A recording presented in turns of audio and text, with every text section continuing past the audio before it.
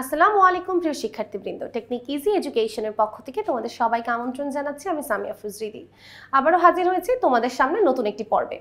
আজকের আলোচনা হচ্ছে রিয়ারেঞ্জে 36 থেকে 39 নাম্বার পর্যন্ত। তোমাদের সবাইকে অনেক অনেক ধন্যবাদ টেকনিক পাবলিকেশন থেকে প্রকাশিত ইজি ইংলিশ বইটি ক্রয় করার জন্য। এবং আর দেরি না করে আমরা এখনই শুরু করে দিচ্ছি আমাদের 36 নাম্বার রিয়ারেঞ্জ সলভ। আমাদের 36 নাম্বার রিয়ারেঞ্জে বলছে হযরত ওমরকে নিয়ে, যার কথা আমরা সবাই জানি। আমরা একটু দেখি যে হযরত ওমরের এখানে কোন গল্পটি তুলে ধরা হয়েছে।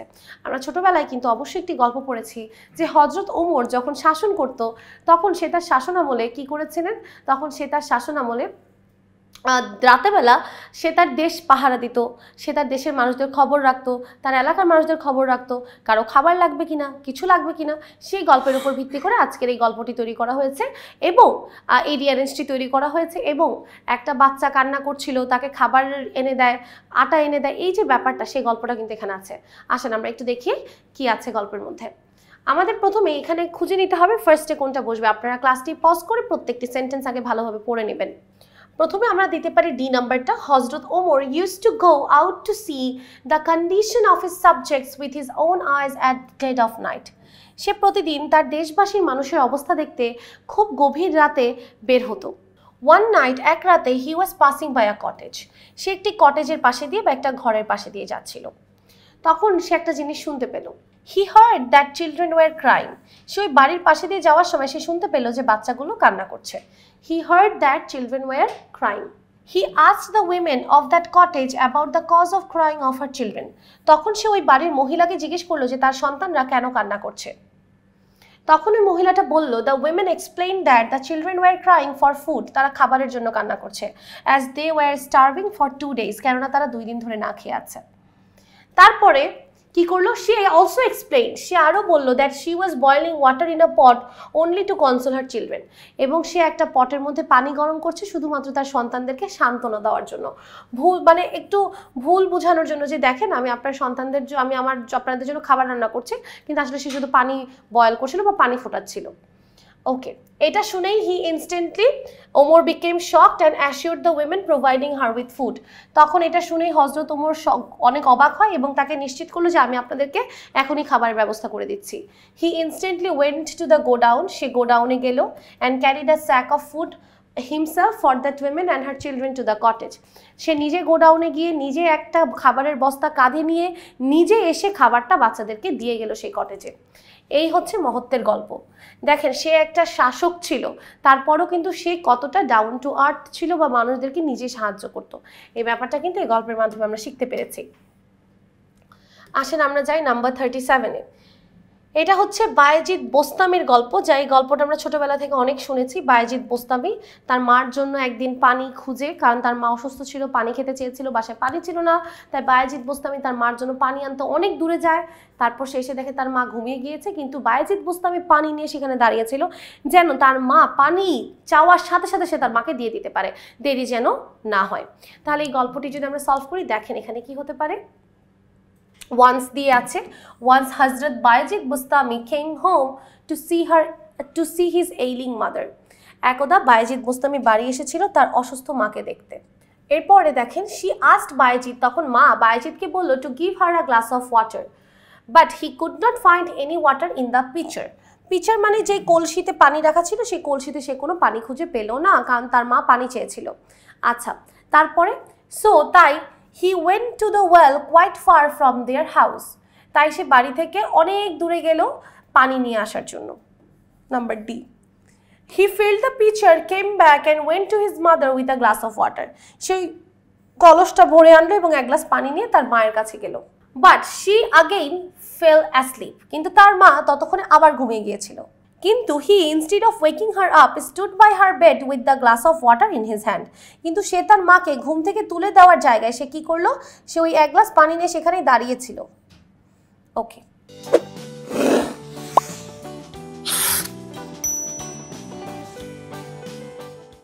she woke up some hours later. কিছুক্ষণ ঘন্টা পরে তার মা ঘুম থেকে উঠে গেল And lastly, G numberটা, as he was still standing by her bed, his mother drank a glass of water and blessed him from the core of heart. যেহেতু সে ওখানে পানির গ্লাসটি নিয়েই দাঁড়িয়েছিল, তাই তার মা ঘুম থেকে উঠে পানি চাওয়ার সাথে সাথে পানি খেলো এবং তার ছেলেকে দোয়া বা আশীর্বাদ দিল, ব্লেসিং দিল। তাহলে এটা হচ্ছে জি নাম্বারটা। এটা এসেছিল ঢাকা বোর্ড 2015 সালে। আসেন আমরা চলে যাই আমাদের পরেরটি সমাধানে। আমাদের পরের যে 38 নম্বর প্রশ্ন আছে, এটা এসেছে রাজশাহী বোর্ড 15 এবং এটি জয়নুল আবেদিনকে নিয়ে লেখা। দেখেন কি বলছে জয়নুল আবেদিনকে নিয়ে। Zainul Abedin was born in 1914 in Kishoreganj. আমরা জানি আমরা সিকোয়েন্সিয়ালি যখন রিঅ্যারেঞ্জ করি তখন সর্বপ্রথমে জন্মের কথা আসে, তাহলে এখানে তার জন্মসাল দেওয়া আছে D number. Zainul Abedin was born in 1914 in Kishoreganj. কিশোরগঞ্জে জন্মগ্রহণ করে জয়নুল আবেদিন।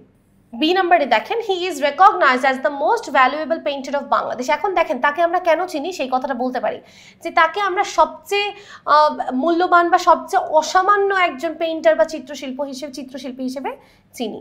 আচ্ছা, তাকে আমরা কেন অ্যাডমায়ার করি? আচ্ছা, তাকে দেখেন আরও বলছে, he is also the pioneer of Bangladeshi modern art. সে কিন্তু বাংলাদেশি যে আধুনিক চিত্রকল্প সেটার পায়োনিয়ার বা অগ্রদূত। তাছাড়াও বলছে যে he graduated from government school of art in Kolkata. সে কলকাতার সরকারি বিদ্যালয় থেকে গ্র্যাজুয়েশন করছে। দেখেন প্রত্যেকটা তথ্যই কিন্তু কাছাকাছি। এখন আমরা কোনটা আগে পরে দিতে পারি? দেখেন এখানে আমরা বলতে পারি যে হি is also the pioneer of Bangla. এখন বলতে পারেন কেন এটা দিব, এই যেখানে অলসো আছে আরও, তাহলে আমরা প্রথমে বললাম সে ভ্যালুয়েবল পেইন্টার, তারপর বলতে পারি সে আরও হচ্ছে অগ্রদূত, এফ। ওকে, পরে দেখেন এইচ নম্বরে বলছে he is highly admired for his Bengal famine sketches. তাকে যে বাংলার চিত্রকলার পায়োনিয়ার বা অগ্রদূত বলা হচ্ছে কেন? কারণ he is highly admired for his Bengal famine sketches. সে তার যে বাংলার দুর্ভিক্ষের উপর চিত্র অঙ্কন করেছে সেগুলোর জন্য সে খুবই famous. He graduated from the government school of art in Kolkata. এখন আমরা বলতে পারি সে government school of art Kolkata থেকে গ্র্যাজুয়েশন করেছে। তাছাড়াও he was also appointed as a teacher there. সে ওই স্কুলেই যেখানে সে লেখাপড়া করেছে সেখানেই সে টিচার হিসেবে অ্যাপয়েন্টেড হয়েছে। তারপরে বলছে, আচ্ছা এখানে দুইটা বাকি আছে, যে সে লাংস ক্যান্সারে মারা যায়। এটা হচ্ছে he is referred with great respect as শিল্পাচার্য ইন বাংলাদেশ। বাংলাদেশে তাকে শিল্পাচার্য শিল্পাচার্য বলা হয়। এই দুইটা থেকে আমরা কোনটা দিতে পারি? তার মৃত্যুর কথা নাকি তাকে কি বলে সম্বোধন করা হচ্ছে? আসলে আপনি দুইটা আগে পরে দিতে পারেন, একাধিক অ্যান্সার কিন্তু রিঅ্যারেঞ্জে হতে পারে। ওকে, তাহলে আমরা এখানে সি নাম্বারে দিতে পারি he died of lungs cancer, যে তাকে বললাম যে আগে মৃত্যুবরণেরটা বলতে পারি, তারপরে বলতে পারি যে স্টিল নাও। দেখেন এখন স্টিল নাওটা কেন বলছি জানেন? এটা সে মৃত্যু করে বরণ করে ফেলেছে, এরপরে কিন্তু স্টিল নাও আসে, যে এখনও তাকে আমরা শিল্পাচার্য বলে চিনি, ই নাম্বারটা। ওকে, তাহলে এই হচ্ছে আমাদের জয়নুল আবেদিনকে নিয়ে। আসলে আমরা চলে যাই 39 নম্বরে, আমাদের আজকের এই পর্বের সর্বশেষ।